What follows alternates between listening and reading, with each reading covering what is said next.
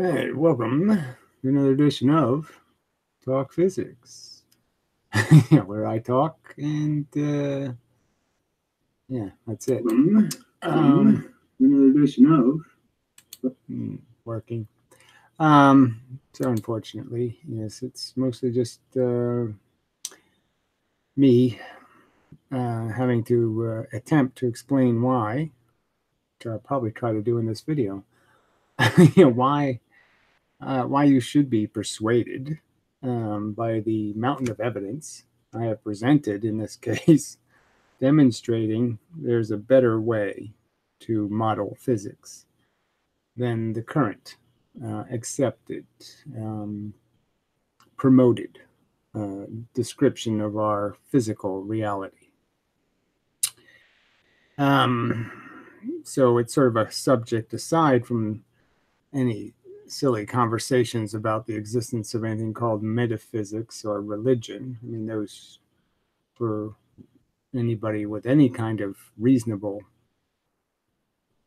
I hate to say it, intelligence, anything like a reasonable amount of intelligence, you should be able to recognize a fable, a story, a made up pile of shit, and say, yes, I don't believe in made up piles of shit unless there's some sort of evidence for the made up pile of shit.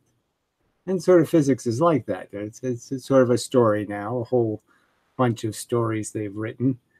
And there's not much evidence. That's a real problem. And there's different kinds of evidence. There's circumstantial evidence, like somebody,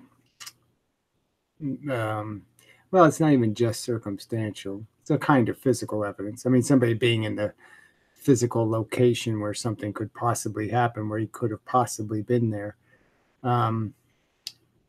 versus the kind of physical evidence where you might have a videotape of him actually doing the crime, or some other DNA or fingerprints or physical evidence, footprints, that kind of thing. And how much of the evidence that physics is using is that kind of footprint evidence, and how much of it is high-tech synthetic simulations of, look, we can make the guy look like he's guilty. Not too good evidence. So anyway, so I'll do a few comments first, I suppose, but they're hardly worth the effort to even,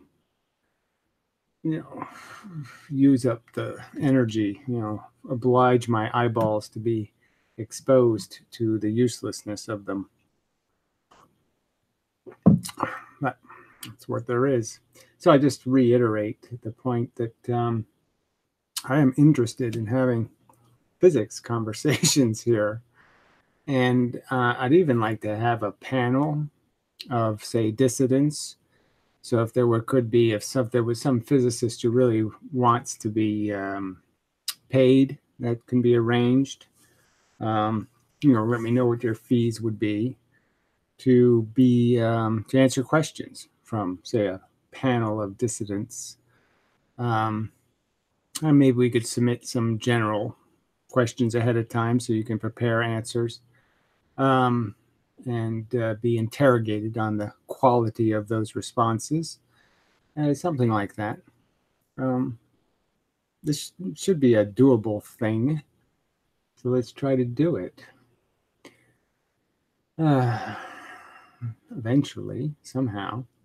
Anyway, so Melissa Miller says, debunk mud fossil university slit theory. Well, I don't even know what a mud fossil university is. I did go look them up. They had no video called slit theory that I could find. So this is useless crap. If you want me to go watch some piece of crap and debunk it, well, then at least give me the link to the piece of crap. All right? Do not oblige me to go find it.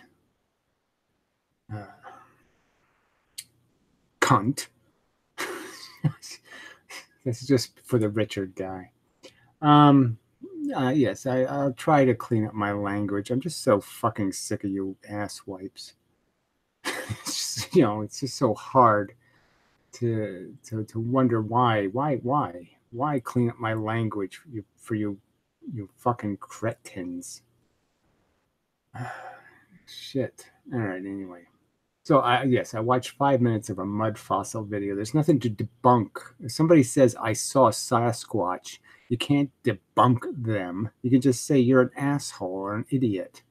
There's nothing. No, he has no evidence of anything he proposes or says. Zero evidence. He points to images of things that you don't even know what the fuck he's pointing at. That's an electron, says him. Fuck. There's nothing to debunk. Electrons are photons. Why doesn't he explain how he can undo all of the evidence, all of the experiments that demonstrate a difference between an electron and a fucking freaking photon? Good swearing. But anyway, it's so easy, so stupid. All right, so anyway, then this Richard Lay guy, this whatever unipanty guy, that's, I mean, you can put the panties on from any angle, they fit. Whatever. That's easy. Roger needs a medal for mud fossil research. It means, but knows nothing of Tesla. What can anybody know about Tesla? Tesla was fairly inarticulate in explaining anything. If Tesla wrote an instruction manual for how to turn the water on in your sink, most people probably couldn't understand it. Because Tesla wasn't very articulate.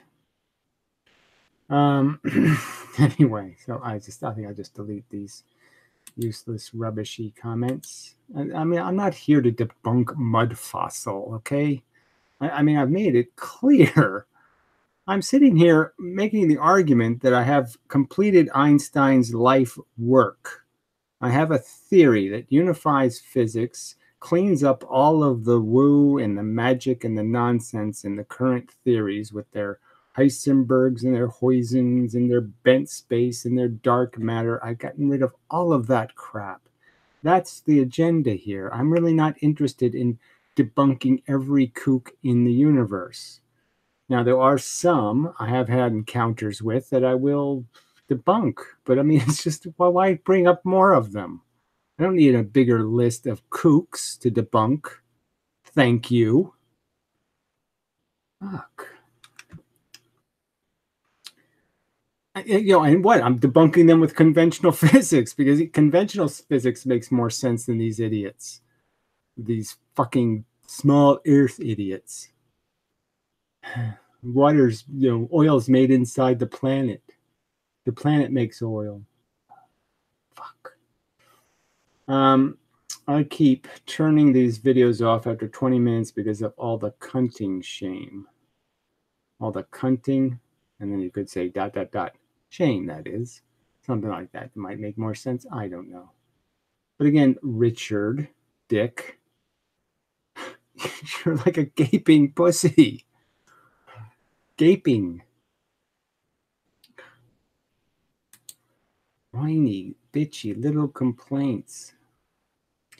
Who cares if Ken and Draft like name calling? Well, I care. I don't think it serves any purpose at all. And again, I don't engage in it until somebody gives me cause to, fuckhead. Jeez. And I certainly don't frickin' gratuitously just pick on dead people. They have that in common. Well, they don't have that in common. Ken Wheeler is a screaming fucking coward. I'm not a coward. I'm not running from it. He runs from it. He's a fucking coward. Like two fuck-tarded Cabbage Patch Kids. Well, you would know, wouldn't you, Richard? Your favorite toy, no doubt. Most people don't make references to what retarded Cabbage Patch Kids do. Anyway, most people just guess they both like name calling. Again, just a waste of time. Obviously, you use name calling because of your defensive position. Like, say, the king owns all that stuff and he has horses and knights. You might call him a name because, he rapes your wife and, stomps your stuff and steals all your money. There's reasons to call people names. And frankly, the establishment earns that kind of criticism because of its inaccessibility, because it does behave like a coward, you know, and all of that crap. So they've earned it. A sort of comfort blanket. It seems to me, you pussies, you know, hiding in your little protect me world. You're the one looking for comfort, pussy. You can't take the word pussy. I mean, jeez. You're talking about somebody needing a comfort blanket when all you're whining and crying. Oh, he said a word. I can't deal with a word. Grow up. Talking to the microphone. But apart from that, subjective nonsense. Oh, that you brought up. Subjective nonsense that you interjected. Brilliant, idiot. There, is that okay for me to call you an idiot?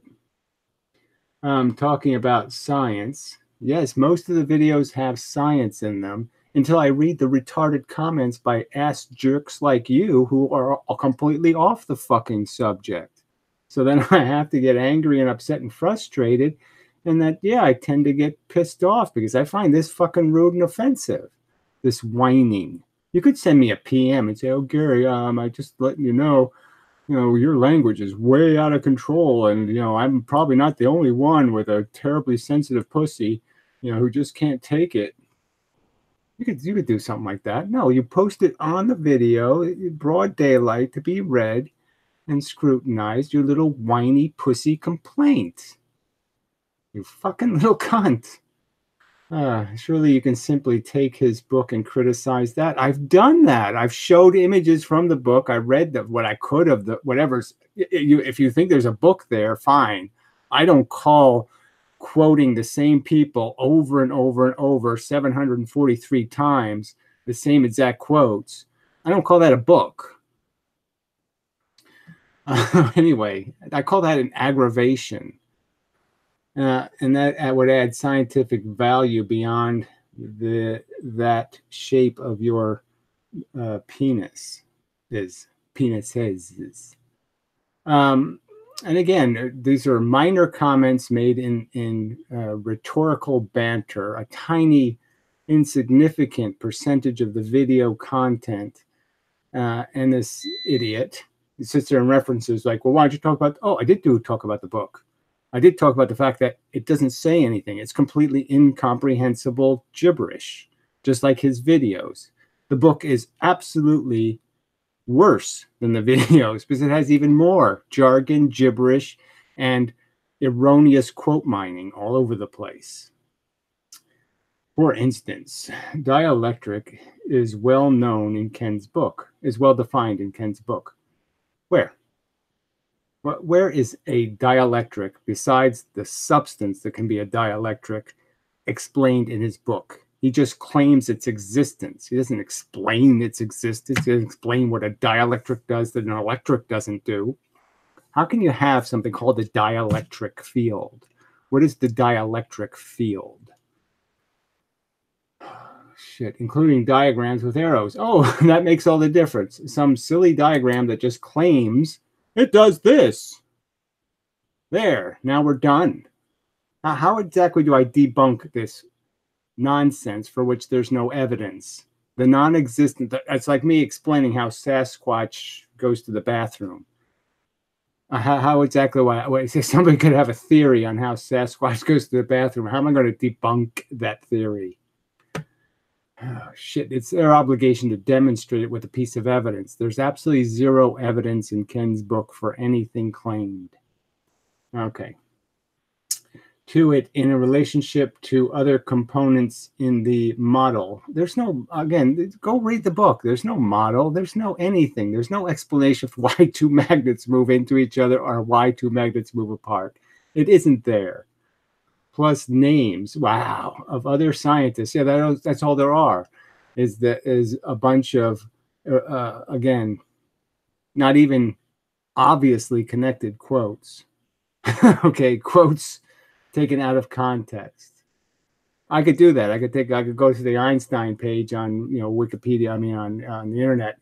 Einstein quotes. I could just find all of Einstein's quotes. I can put them in any order I want and mix them up any way I want and say this is when Einstein was talking about what he thinks about two-ply toilet paper. And I could say, here's his quote. Not relevant, probably. I don't think he had an opinion on such a thing, but I could make it look like he did. And that's science, huh? Fuck you. Plus names of other scientists to talk about it. Well, again, to talk about it in what context? Talk about it in the context of 1910 jargon, and based on their own theories of ether and other crap that hasn't been ever demonstrated to have any existence. So again, these are just mythical characters. What's the problem with that? Again, I've done that, so fuck you.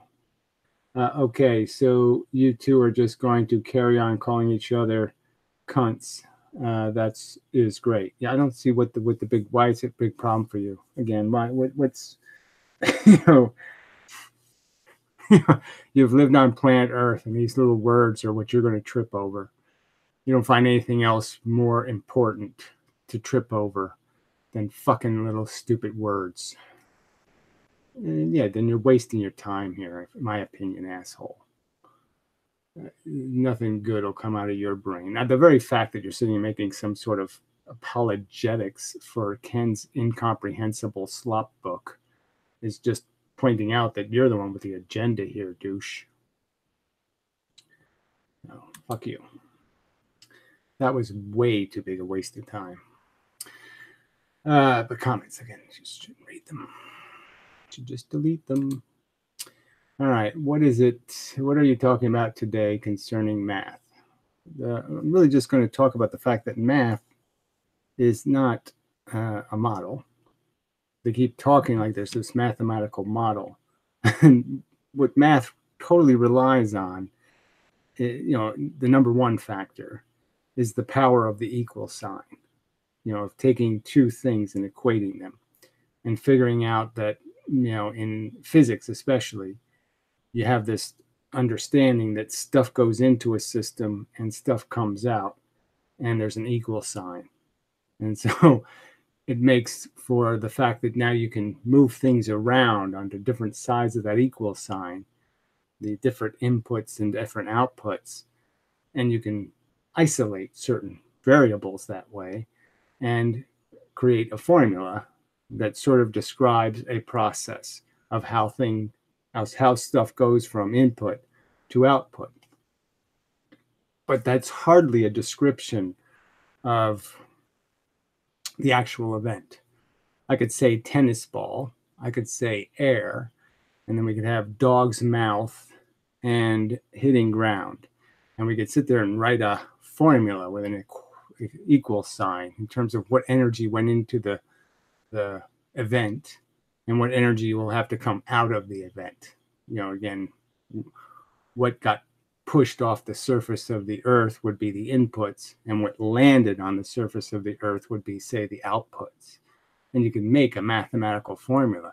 Now, have you really described ball and dog in any way? Not really. So math has power. Math is useful.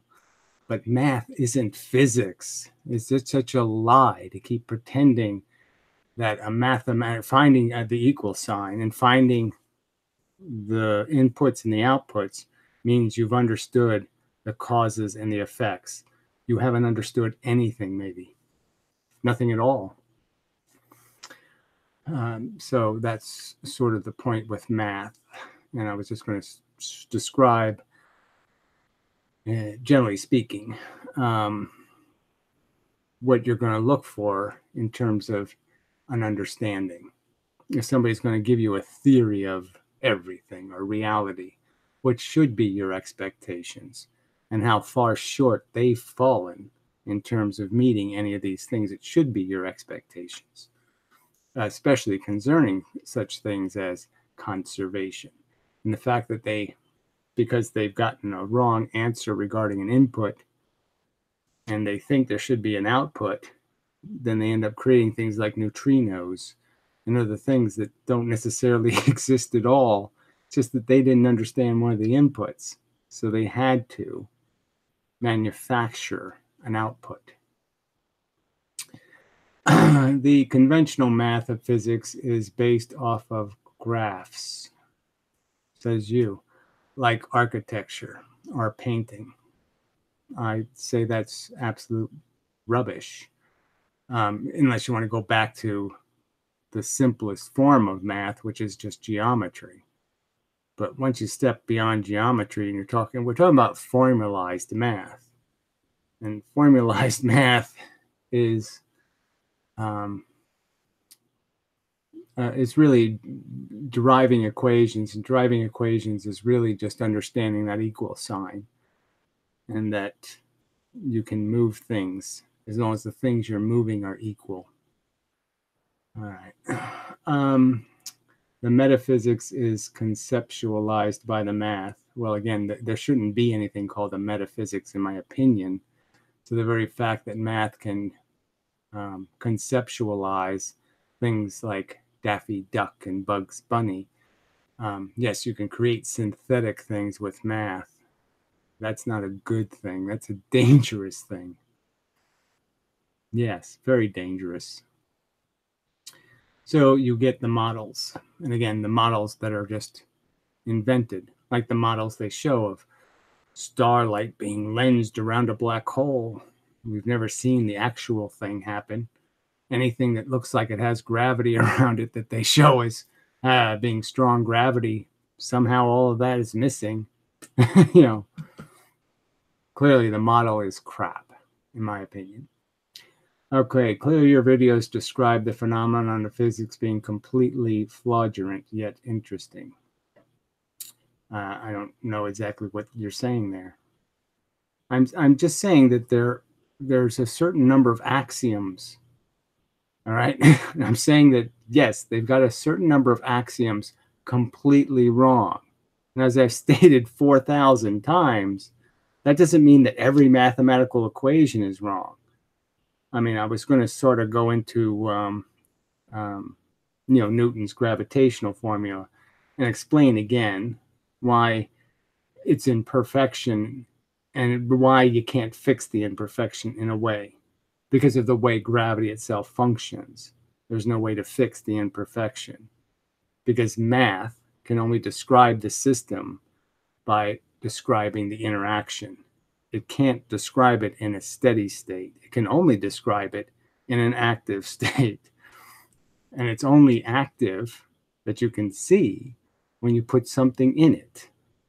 It's like you have to put a feather in the atmosphere to watch the wind blow it around. And the weight of that feather will make a huge difference in what its path is, because it's completely proportional to the amount of force that the feather will absorb. So these are the rules of being able to model, and that imperfect model creates, in my opinion, a misunderstanding of the fundamental mechanism, which doesn't require two bodies. All right. So you get to verbally abuse people all you want. Yes, people who show up here and pick a fight. That's right. You pick a fight, I'm going to fight back. That's how it works. But we can't point out why we disagree. Yeah, you can. You just have to recognize that you're knocking on my door, in a sense. Again, I'm not applying any double standard. Go find any video on YouTube where I type rude comments, even to people I don't like, or even to people I disagree with. When I disagree with Professor Lewin, I wrote a polite comment on his video, carefully constructed to be polite. Okay, not impolite. If you can't do that, then fuck off. That's right. All right. Disagree with your science theory, or we're rude and liars. So again, just more claims you're making. So you don't understand how it's rude, okay, to lie, okay, about what other people are saying. I don't call people liars who aren't liars. So do you ever demonstrate where I called somebody a liar who wasn't a liar? No. Do you ever prove that I violated the rules of reasonable in assessing whether somebody was untruthful willfully in describing what I have done in the past. If you're going to make direct accusations about my behavior, yeah, you have an obligation when you're going to do it in my room to be accurate. I'm not going to sit here and waste my time with people coming into the room going, when was the last time you beat your wife? I'm not doing that, shithead. And if you can't understand why any person with any self-respect wouldn't do that, shithead, then you're pretty fucking stupid. So it sounds like you have issues to work on, Willie. Yeah, who is cowboy, no doubt. So I'll just remove it. But you're warned. I don't have to endure your insufferable misparaphrase and dishonesty in describing what's taken place on this fucking channel. You fucking liar. All right. What brand of hair dye do you use? Well, I mean, it's kind of a demonstrated fact over the last 10 years, of course, but I mean, there's pictures of me from when I was a kid. So, I mean, my hair has always been this hair. The hair on my body has always been this hair. I mean, so goodbye. Quite irrelevant. I just wish they would move. Let's see. I might as well just move it over since I'm done with comments. Goodbye. Elon Musk is a space case. What does that even mean? Fuck. Goddamn. Timeout or something. What do I give him? Put user in timeout. Fuck you. What the fuck does that even mean? You sound like a flat earther. Oh, yeah, except none of my theory has anything to do with a flat earth theory. And you'll obviously not debunk a single fucking thing I've said. This is coming from Martha Schopenhauer. Yeah, of course you're banned. You're using somebody else's name, which is a really rude thing to do. A dead person, no less. Putting disgusting, vile crap in their mouth, essentially. Using, it's disgusting behavior on its face. You can't even figure out how that's rude as fuck. And I mean, I should have the right to find out what your mother and father's names are. And I should be able to go on the internet and with their picture and their name and say all kinds of stupid and moronic things on their behalf. Is that okay with you? Do you have, just imagine scum like this having children or something. But, this is why there's assholes on the planet that just need to be squished because they can't even figure this out. They're so fucking stupid. Oh, man. Why are you so disagreeable about everything? I'm clearly not disagreeable about everything. I clearly enjoy having conversations with people. I have them all the time in rooms, when they're not disagreeable people. You idiot. Again, show the example. Show the example where I abused and just horribly mistreated some decent, nice person. Go ahead and show us that, asshole. Show us the evidence. Oh, that's right. You don't have any.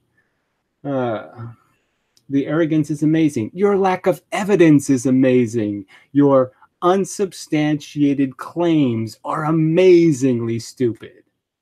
Okay, you can barely read without tripping over words. Again, wow, how relevant is that? And where again it would be the double standard, where if I crucified other people for typos. Oh, that's right, I don't. I do suggest to be nice to capitalize sentences now and then.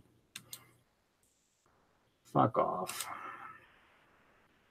So that was fun. Another entire waste of time. Oh, this is the best you can do. Your argumentation. All right. So, all right, with Einstein for Newton's gravity, he basically has, and Einstein does the same thing.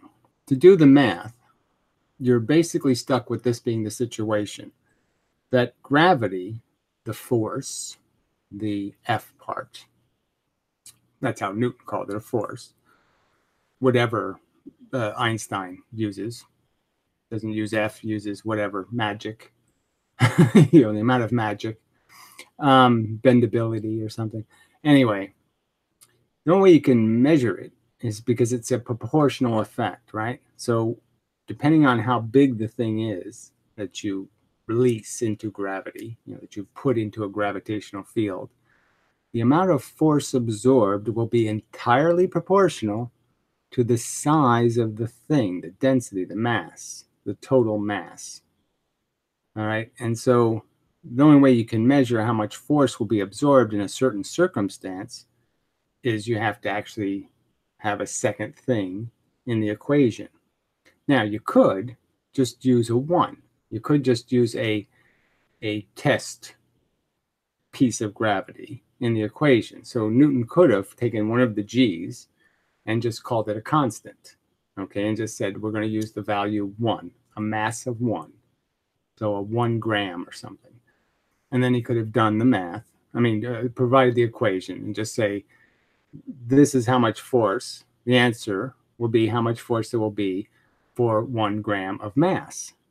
And that way, people would understand that the gravity is entirely, for the thing that's being affected, is all created by the thing creating the gravity, and that this thing's gravity is a separate gravity it creates.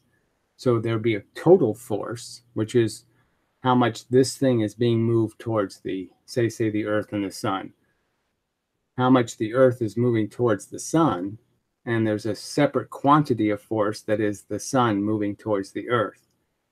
And the total force, yes, is both of those. But to be an accurate model, the model should represent the fact that it isn't a combined force. There are 2 separate forces. And just like charge, there's 2 separate charges. The 2 charges are not blending their charge together. The 2 charges are independently affecting the other object.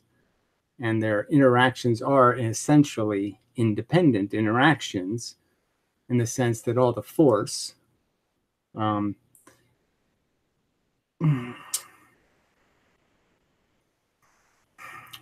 there's a difference between the total force and the force created by each element in the equation. So I'm just saying it's a clear example of where the math fails to accurately represent the subtlety of the truth. And I would argue that Newton would have conceded that truth, I think. Yeah, I think he would have. That, yes, it does sort of cheat the truth to deal with a total force when you're really dealing with 2 separate forces. Now, it gets tricky with Newton because I'm not sure Newton ever thought about the sun being moved or the sun's center of gravity being moved, because you wouldn't see it. That's the trick with the sun. The sun's center, the sun's mass can do a lot of moving inside of this liquid plasma. And you won't see any change in its actual circumference. The outside of the sun won't change at all. But a whole lot of changes took place in terms of the distribution of the sun's mass. And we're talking about the Earth being 1 million times less massive than the sun. So it's a huge difference in terms of a little tiny bit of Earth movement inside of the mass of the Earth moving inside of the sun would be difficult to see, versus, the sun's mass essentially moving inside of the Earth, if you could do such a thing. Huge difference in terms of who's dominating the equation. But the fact is they are 2 individual forces.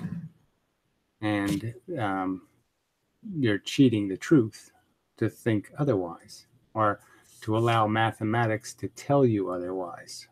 And that's essentially what the math does, because it can't accurately describe the truth.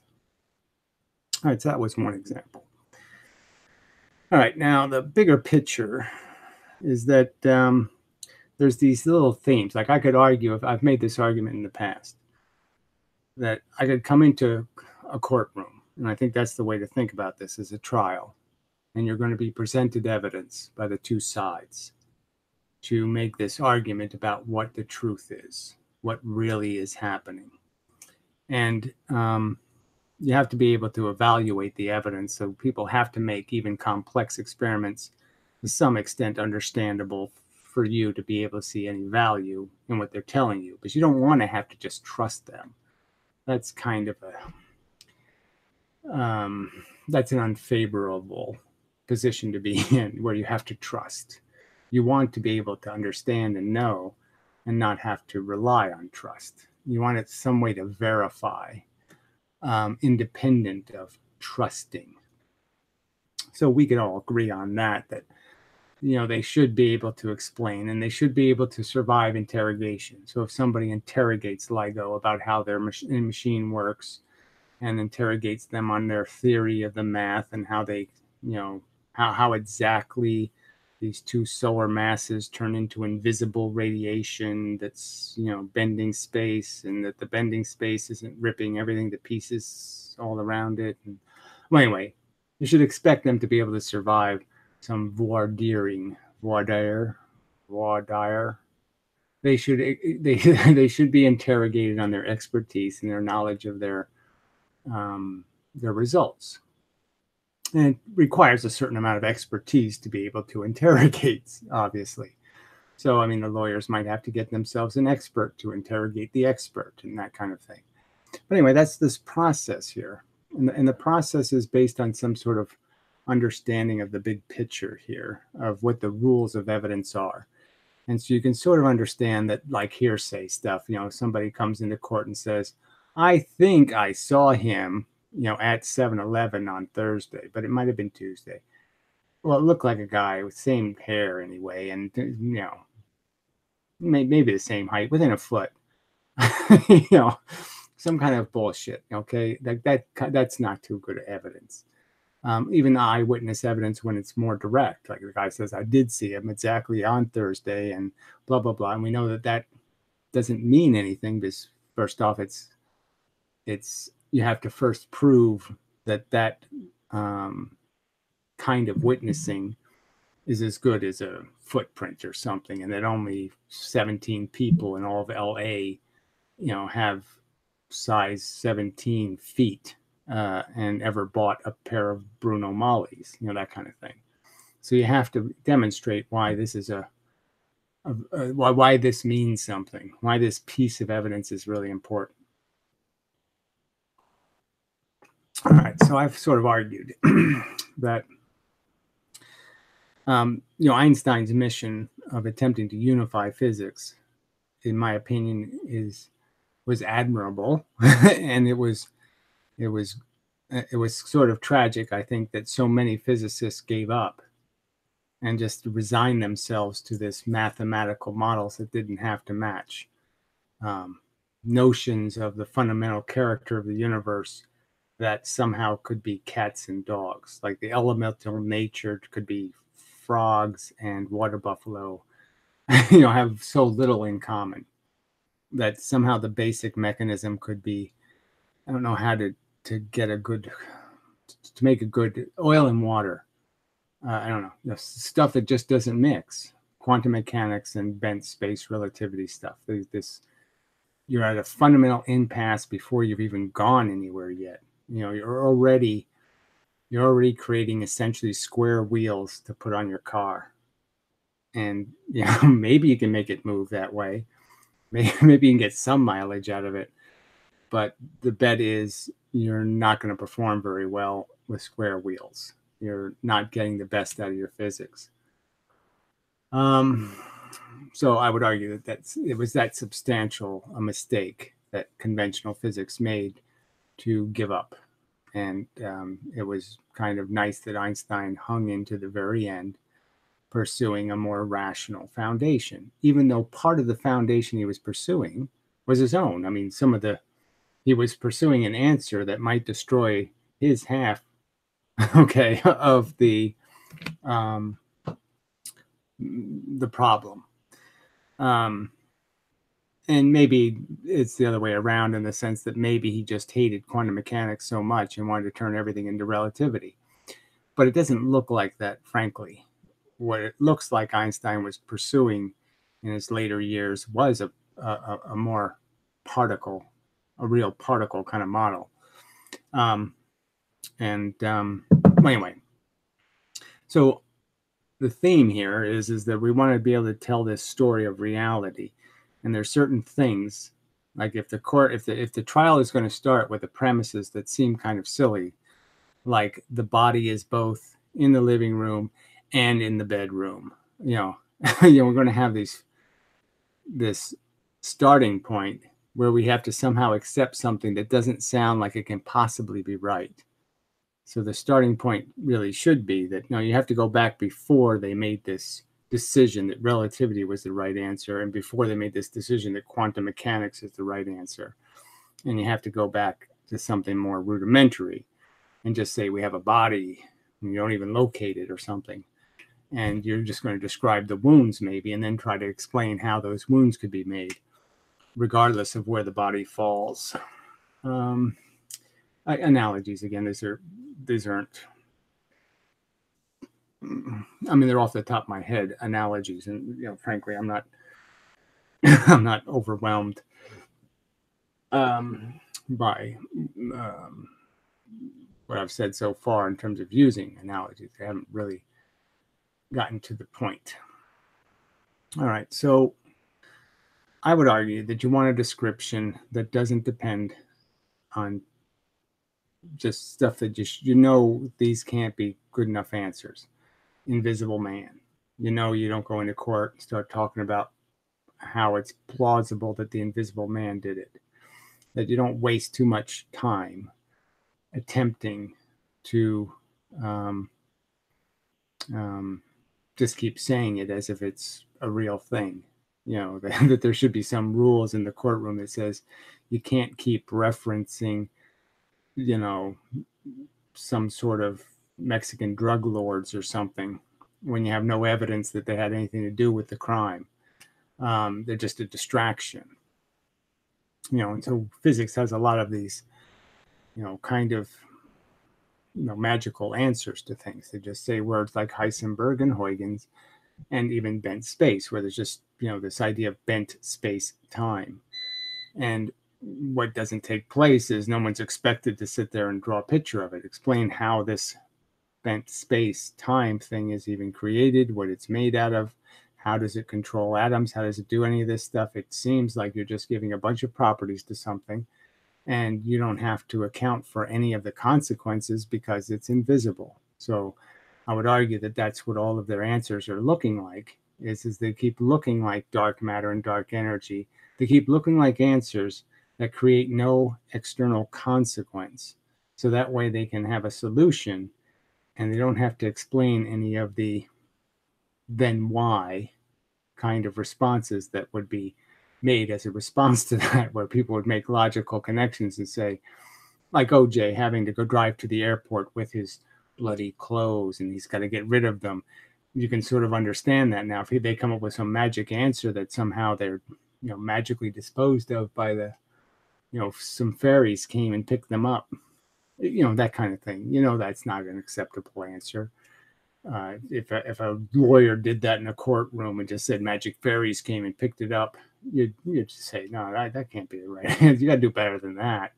You got to have at least some kind of photograph, some kind of, even a fuzzy one, but some kind of indication that that's plausible, more than you just saying so and saying, well, it makes the rest of the theory work.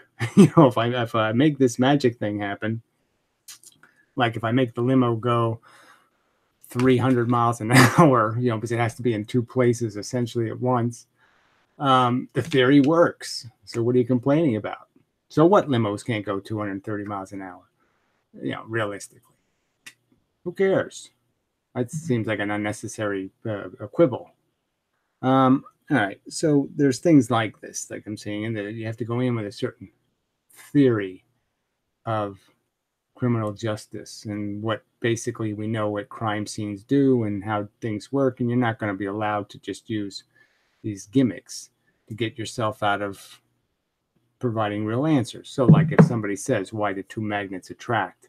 You don't go on a whole spiel about, well, you got to understand, I could tell you it's rubber bands, but I'd just be making that up because I don't really know.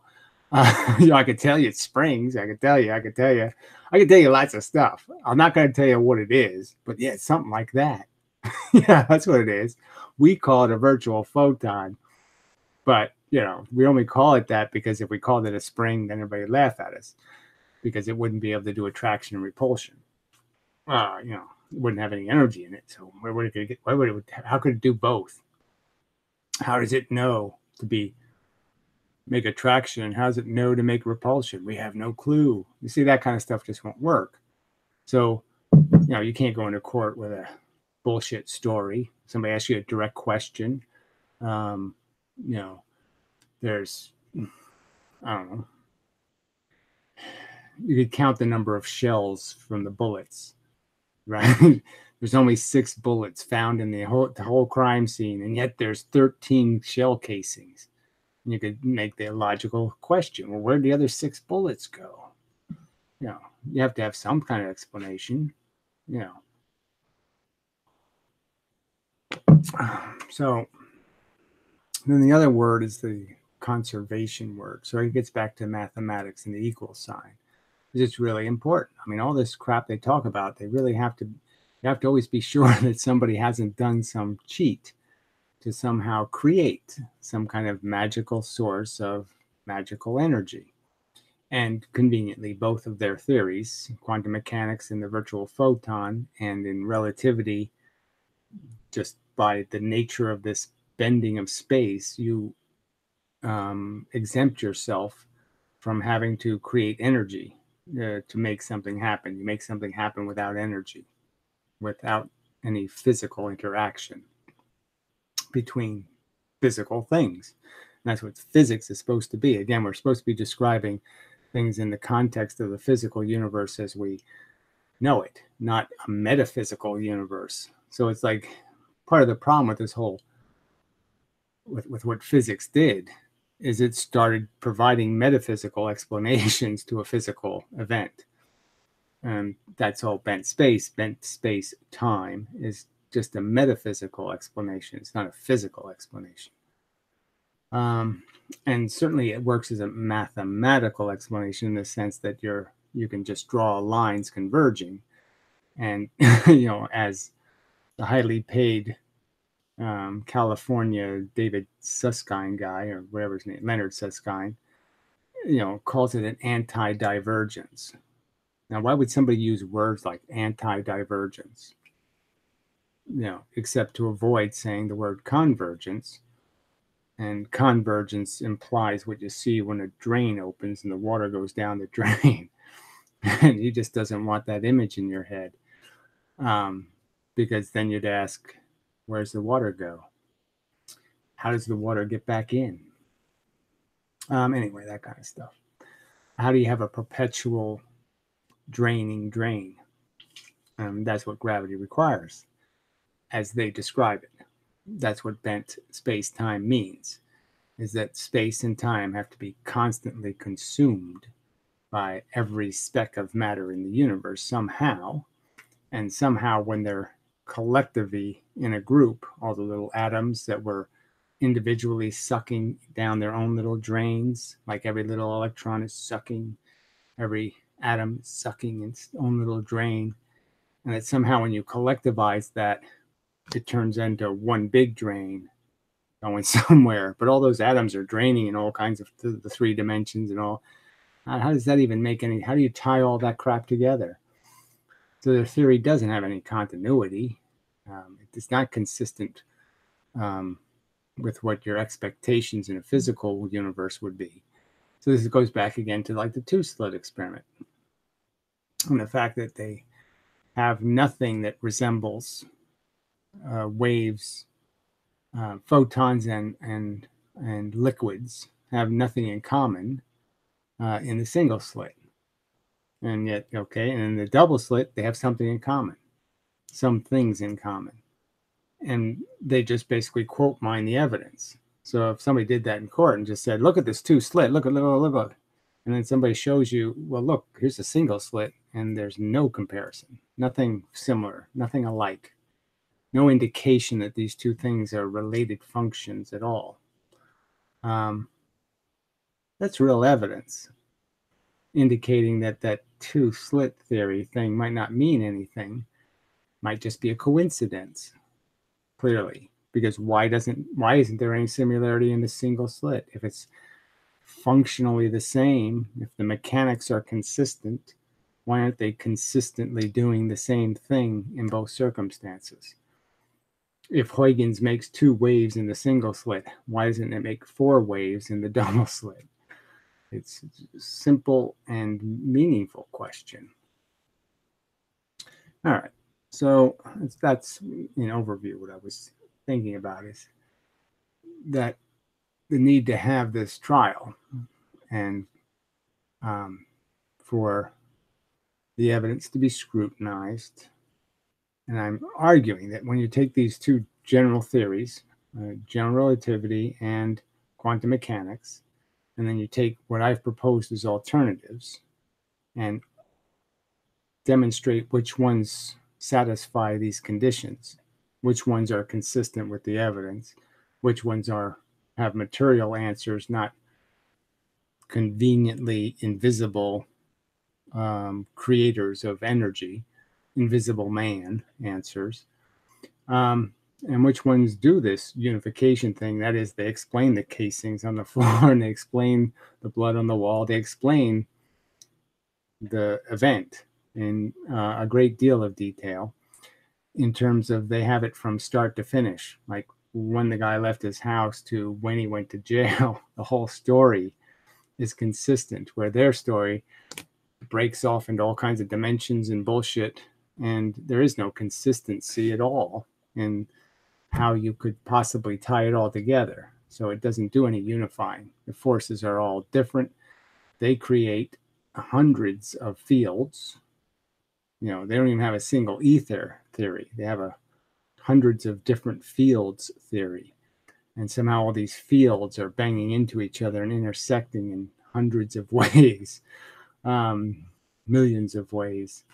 But then when they try to make that work mathematically with string theory or something, they can't make it work without creating 11 extra dimensions to throw their errors into.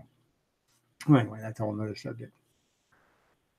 But I think clearly, if you just had this rational checklist, yes, this theory unifies.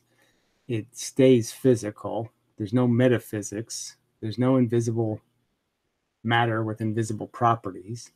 And it attempts to deal with every consequence the acceptance of the theory creates, and provide as complete, a relatively complete answer. Yes, it can answer every single question because, yes, we don't have videotape of photons. We don't have, we can't see these smallest little bits. We have to make some of it will remain a mystery. What's the photon made of? That kind of stuff. It's going to probably remain a mystery. All right, where else? Yeah, so that's just the general thing. All right, so anyway, so I do have some, might as well just dispose of them while I have them here because I want to do some better experiments anyway. Some two-slit stuff I was working on, and nothing I can draw conclusions out of, so it's nothing earth-shattering. So this was just a razor blade, a flat razor with 3 holes in the center, the old style, like from the 40s or something. And I was just trying the edges. So I was trying the edges of these wide holes. So the holes are, whatever the size of these perforations, a little bigger. So it's 2-3 millimeters at least. Not very close, not a very small hole. Anyway, I was just seeing if I could get anything out of it. And obviously, you can't get much out of it. It's not much of a pattern. So I couldn't get any clear edge stuff. I got a lot of stuff. There's lines, there's things going on, but it's pretty hard to dissect what the hell any of that means.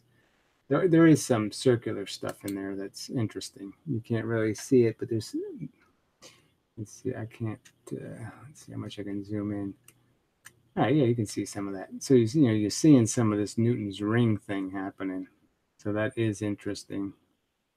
But yeah, it's really not it's a little difficult to see what the hell you're seeing.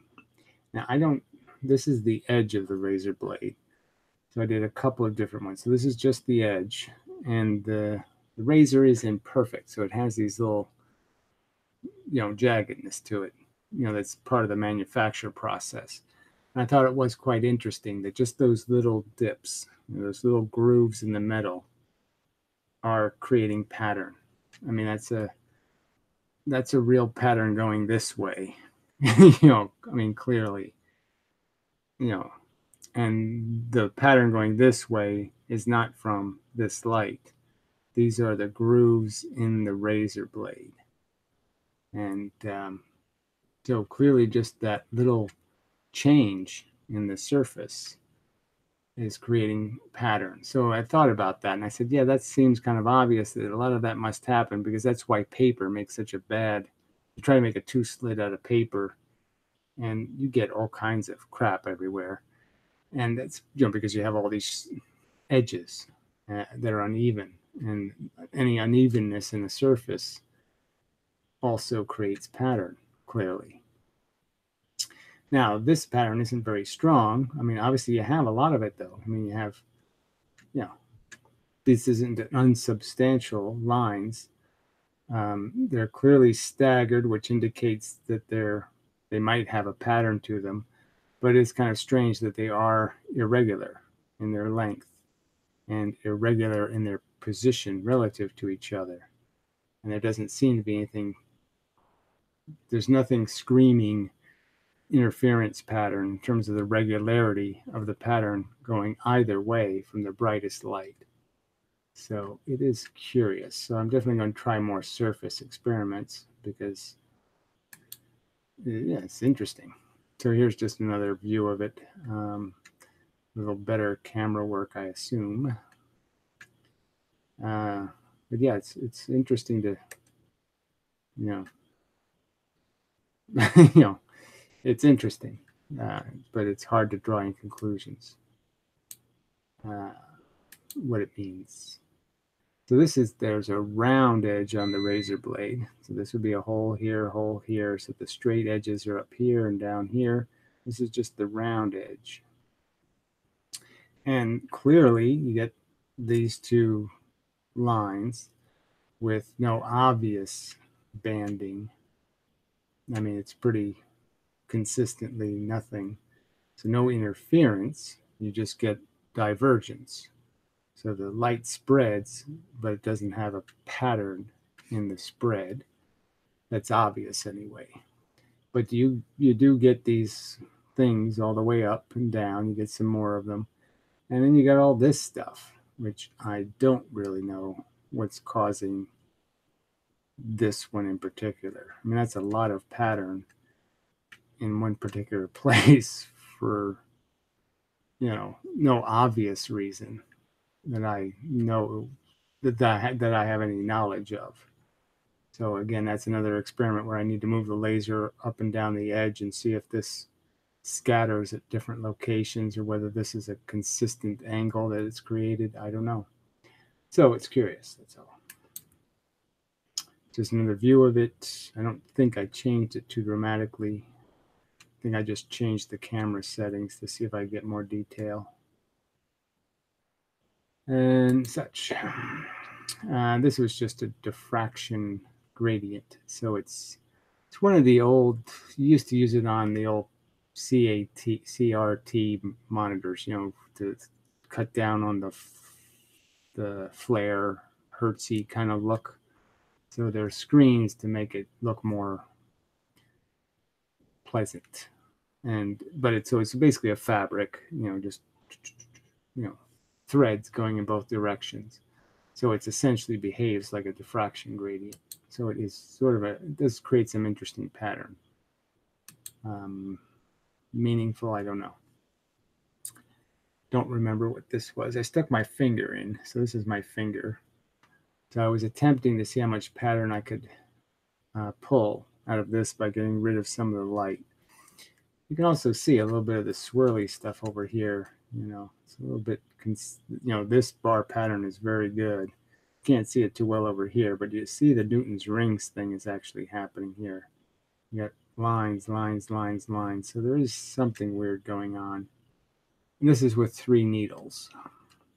So you can look at that 2 ways. You could look at it as being a 2-slit experiment or a 5-surface experiment if you think the needles are wide enough. I'm not sure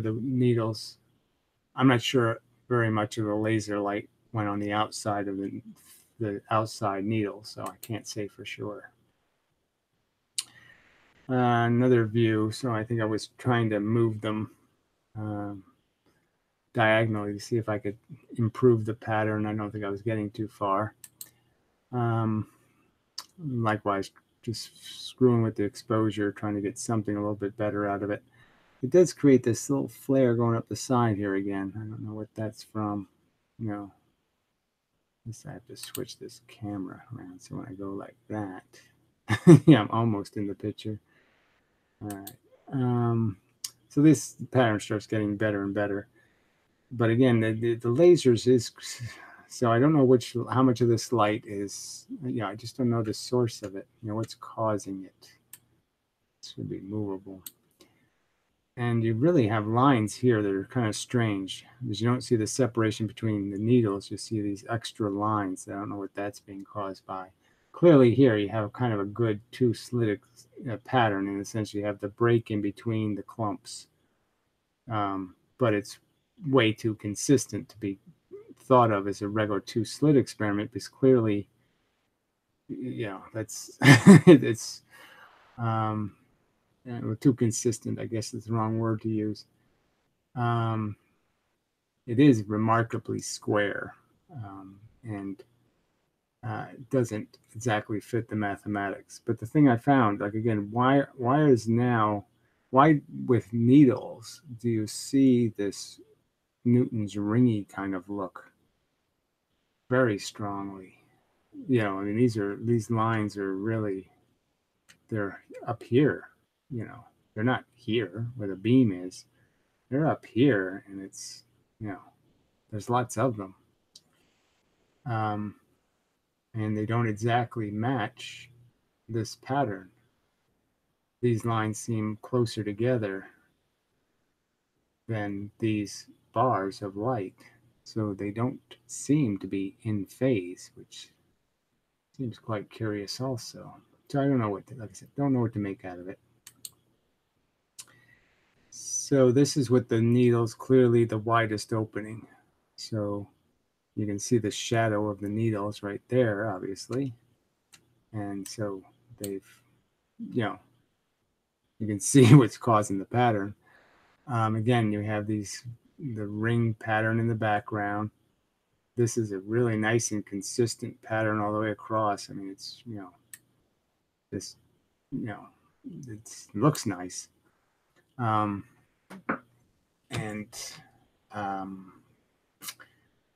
Yeah, but I'm not sure whether that's because I'm not sure how much these 4th and 5th surface are influencing this pattern. It's just an interesting thing to contemplate because it does have a distinctly different look.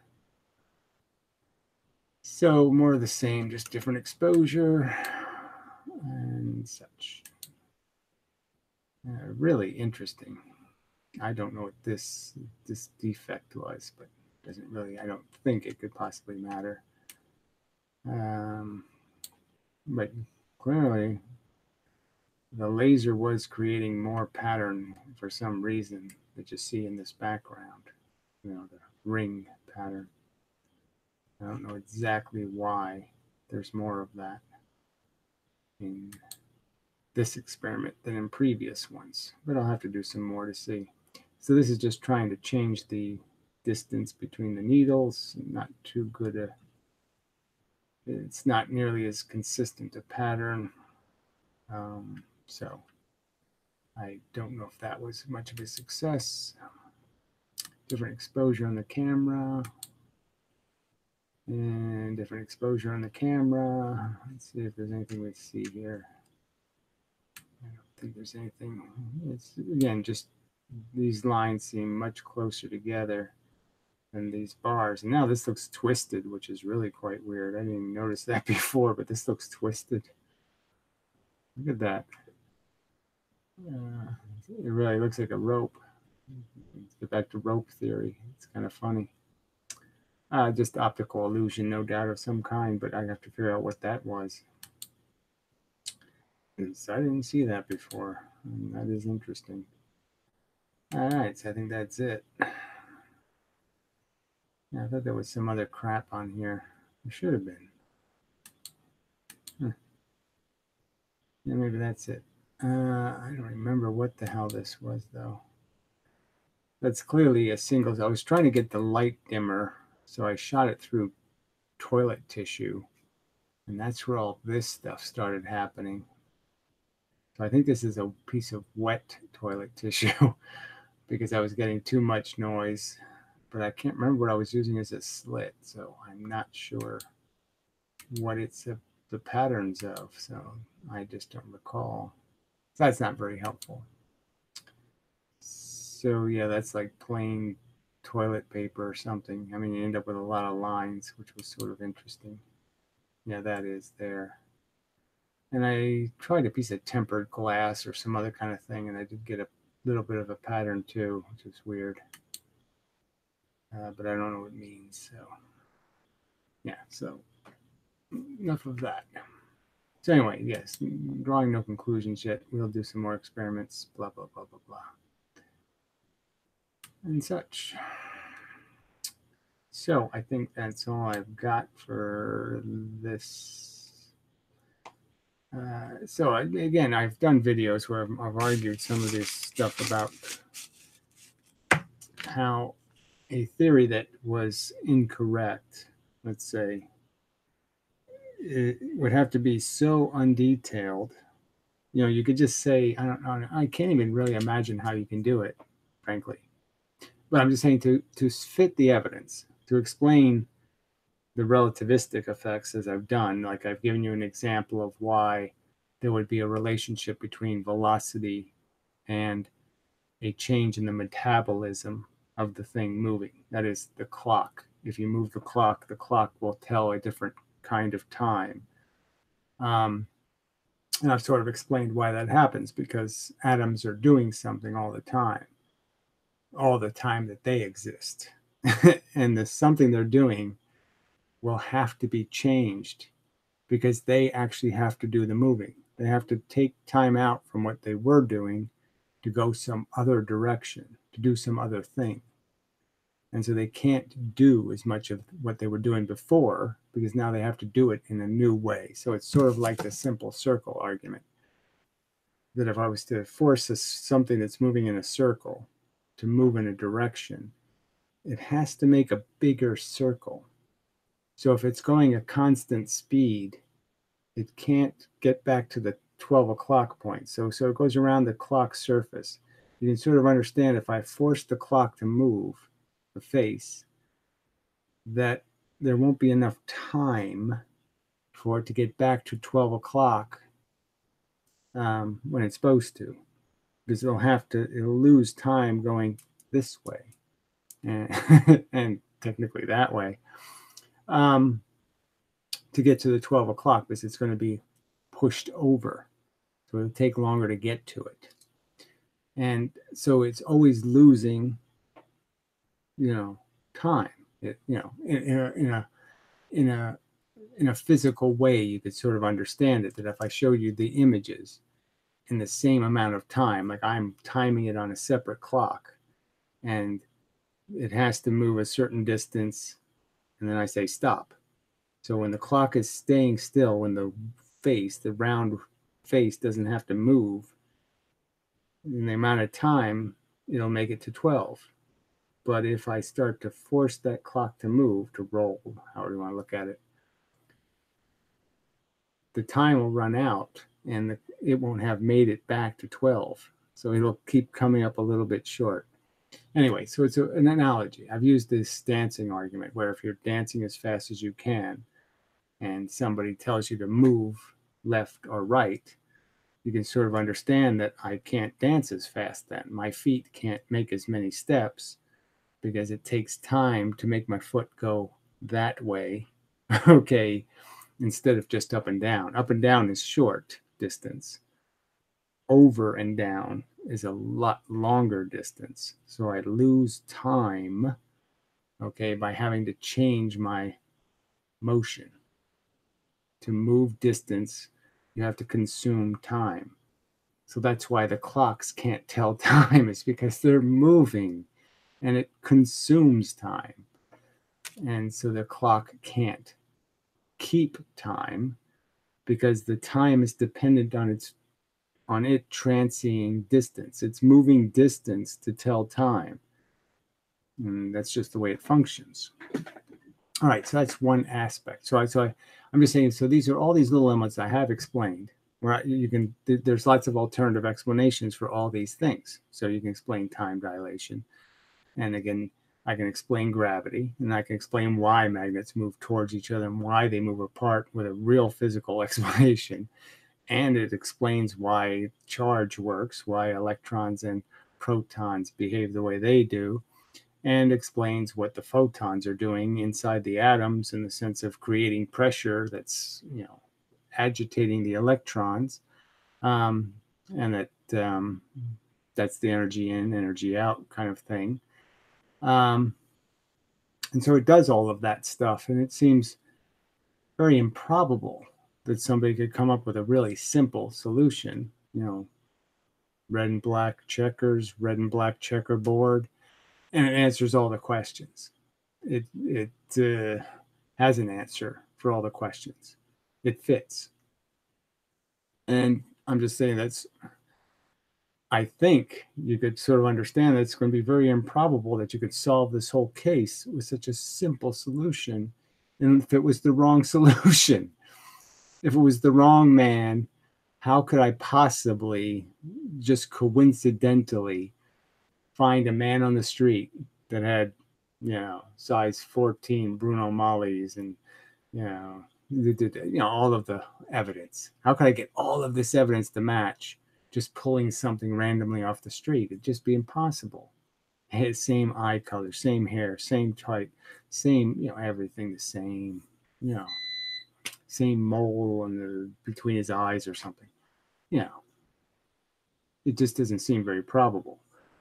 And that should give an indication, reason for you to pay attention, and at minimum, to at least pay attention. Say, he might have something there because, I can't just rip it. I can't rip it a new asshole easily. I have to contrive a whole bunch of, nitpicking and minutia to sit there and say it doesn't work. Because certainly compared to their invisible man theory, it works. It's just as good as that. And obviously that had the huge loophole where, yes, if you make the invisible man do it, then you don't have to worry about footprints and fingerprints and all of that stuff because he doesn't have any of that stuff. That kind of thing. All right. And so that's probably enough. I guess I won't drag it out. It's just a way of thinking in terms of I'm quite willing and quite prepared to go to trial and to defend the case. And I just don't see how a reasonable person can look at all the evidence and look at the two theories and how well they explain the evidence and conclude that there's some reason to cling to this metaphysical religious wooey answer when a perfectly physical explanation can do the job and do it completely, which their stuff can't do. They have their silly fable story, and their fable story doesn't even explain how Cinderella gets to the castle without making magic pumpkins.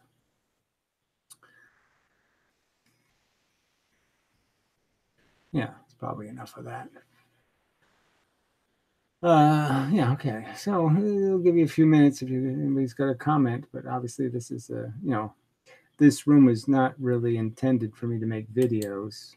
I mean, that's not the really, it's not getting the best out of this whole room idea. So, there's little point if I can't generate any interest in people having a conversation about physics. So there just doesn't seem to be too many people interested. So I'll keep trying, but yeah, I don't know what to say. Quite dismal.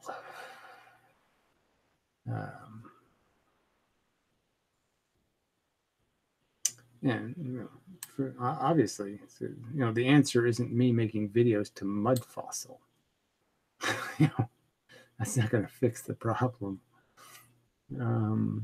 Geez. Anyway, so yeah, 9 viewers. This isn't good enough. I mean, it is Sunday night, but I mean, come on.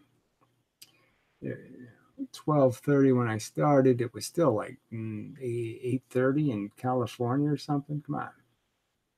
Plenty of daylight still, so to speak. Should be somebody awake.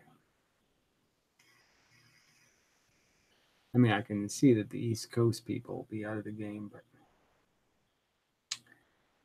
whatever. All right, just give up. That's what I'll do. I'll just give up.